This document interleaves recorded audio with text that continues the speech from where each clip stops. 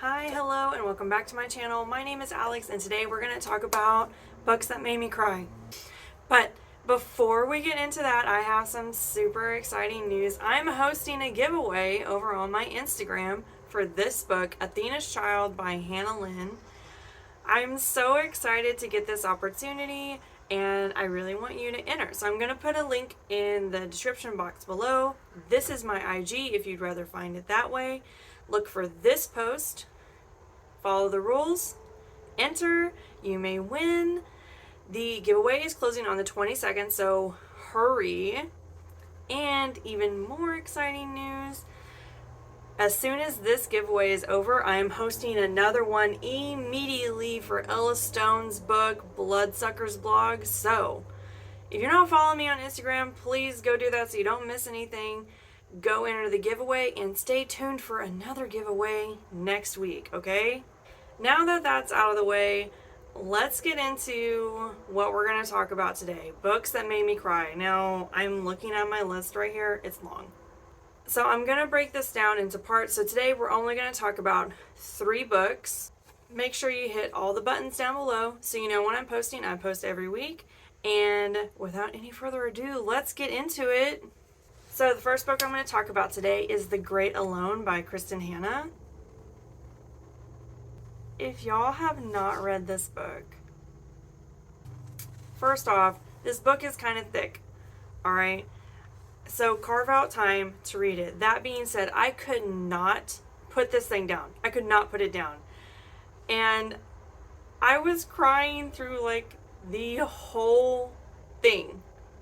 The whole thing had me just in tears. And I usually do not like books that make me cry. Yeah, like I know I'm doing this whole post and I know I have like a whole list of books and everything about that make me cry, but I don't like crying while I'm reading books. Like, it's such a hard response to reading. Like, you have to really internalize like all of it, and sometimes I don't like internalizing that kind of stuff. So this book was just so heartbreakingly beautiful. Heartbreakingly beautiful. Okay, let's talk about it a little bit. So there's a family in, I think they're in like the 70s or the 80s. The dad comes home from the war and he has like severe PTSD. Of course, at the time, they didn't know what PTSD was. They just knew that a lot of soldiers came back and had a really hard time dealing with their lives, but they just didn't really talk about it. I mean, PTSD is still really not discussed in the way that it should be, but at this time, father was dealing with it. Was very severe and it was untreated. So it's the 2 parents and a daughter who's around, I think she's like 13, 14 at the time. And a old military buddy of the dad's passes away and leaves his plot of land in Alaska to this family. So they're like, well, you know, things are kind of really bad here. Let's just pick up and go. They don't have a lot of money. The dad can't hold down a job. It's just like, you know, they don't have anywhere else to go anyway, so they might as well go and give it a shot. And these people ending up in Alaska ends up being the best and worst thing that ever happens to them. This is very much a family drama. Of course, we're centering around the daughter. Like, this is her story, but this is her story of growing up in a really hard situation in a really hard environment. Living in Alaska is not for weak people. It's not for city people. Like, it takes a very determined and tough type of person to live in an environment like Alaska. That's my cat. It's really hard to get into the book without getting into, you know, spoilers or anything like that. All I can say, I was bawling through this book. Like, the heartbreak in this book, the trauma in this book is so heavy. There's just like the loveliest love story, an impossible love story. And it was phenomenal. It was phenomenal. Even though it made me cry a lot, like, wow.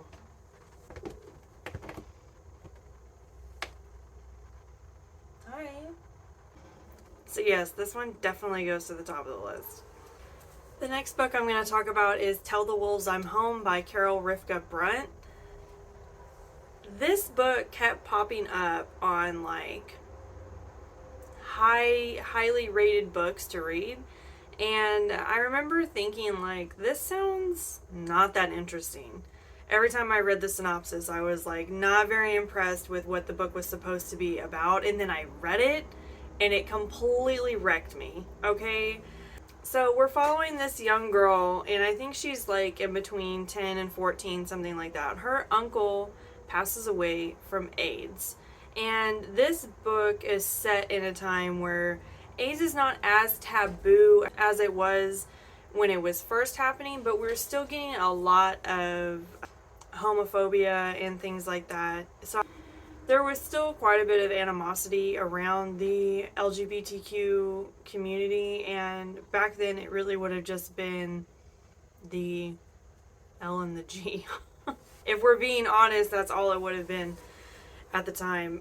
So this young girl is very close to her uncle who passes from AIDS, and she feels just kind of lost in this moment of her uncle passing because her mother, who is, you know, the sibling, is not taking it well. They're not talking about it. They're not discussing the grief and the passing of the uncle. It's just sort of swept away because it's an undesirable topic, basically. And what ends up happening is the lover, companion / partner of the uncle comes forward and befriends the young girl. And I know what you're thinking, like, this sounds like a little weird, but it ends up being they become friends, and she learns to navigate her grief with the help of this, for her, stranger, but, you know, the man that's also battling with his own grief because his lover died. And this book just had, I am getting emotional right now just thinking about it. This book had so many wonderful moments, and it just goes to show that, like, grief is so different and so unique for every person. I think that people tend to think that young people don't experience grief like adults do.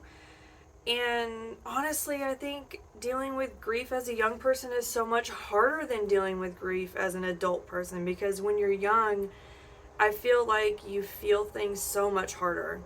It's so difficult to process all of your emotions when you're young and to really understand how to get a hold of them and not only embrace them, but shoulder them and move through the world carrying it all. And I feel like grief is not something for the young. Like, grief is not something that young people should have to deal with. Grief, I think, should be reserved for people who are older, because you just don't want your young people to go through sadness like that. And this was a heavy sadness for such a young person, and her parents really were not helping her navigate, and she just had no idea what to do with this grief that everyone refused to talk about and everyone refused to acknowledge. And it's just a very powerful book. It really was great. I just weeping. And I remember thinking, like, when I finished it, the synopsis for this book did not do it justice. Because if you go and you read the synopsis, you're probably sitting there like, this doesn't sound very interesting. It was just, the synopsis was not done properly. Because this book is just nothing short of great. Nothing short of amazing. Like, I just loved it. The last book I'm going to talk about today is Girls Burn Brighter by Shobha.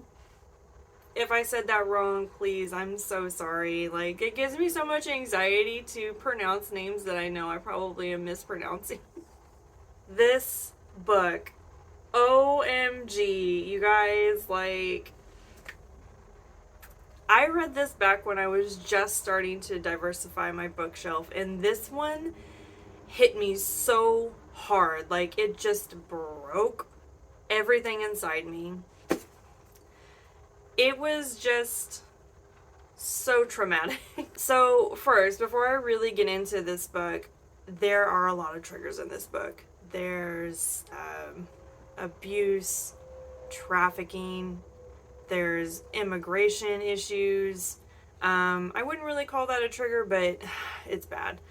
There's a lot. This book is very heavy. If you are easily triggered by things, I would honestly just skip this book. But this book was just very raw and heartbreaking and hard and wow. Just wow. Okay, so we're focusing on two girls in India, and they meet basically through a job, and they become really good friends. And at the time that this was written in India, girls were just very much second-class citizens. Like, you didn't want to have girls, you absolutely hated having a daughter, everyone wanted boys. And so to be stuck with a daughter was like almost shameful. So we're talking about two girls that both come from families that don't want them, basically, because nobody wants their daughters. And the one girl immediately gets married off, and the marriage is horrible. And so she's just trying to survive in this arranged marriage, and it's just heartbreaking. And the other girl ends up getting into, I think, sex trafficking, and she ends up in the U.S. And this book is all about these two girls fighting to get back to each other, because they feel like they have absolutely nobody else but each other. And it's a journey of each of their journeys to find a way out and to find each other. This book, oh my gosh, just like, it really puts into perspective how different things are for women in other countries. Because, you know, growing up in the U.S., growing up an American citizen, it's very glossy how we look at other parts of the world. And of course, we always think, like, we've always been raised like, you're so lucky to live in America, this land of opportunity, this, that, and the other. It's so much worse in other countries. But we don't really quite understand it, because I feel like a lot of that is a scare tactic, propaganda. But to actually read books from points of view of other women that grew up in other cultures and other countries really puts into perspective how different growing up a woman somewhere else is. This book was just touching, heartbreaking, sad, beautiful, wonderful, horrible, all of the emotions. I had all of the emotions reading this book, like, all of them. But yes, the ending, the last couple pages, just sobbing uncontrollably. So yeah, that's all I have for you today. Look, he's sitting there in my chair. It's going to be a little businessman. Like I said, this is going to be a parted series because there's lots of books. And I don't want to sit here and talk about like 5, 6, 7, 10 books in one go, you know? I want to keep it kind of like short and casual for you guys. So yeah, make sure you hit all the buttons down below so that you know when I'm posting. And don't forget, go to my Instagram. Here it is again. This is what the post looks like. This is my Instagram handle. Go enter to win this book. It's a Medusa retelling. If you don't remember, I did a whole author feature on Hannah Lynn. You should go check that out because she's just simply amazing. Please go enter to win this book. I'm so excited to finally be hosting a giveaway. Other than that, I will see you guys next time. Bye!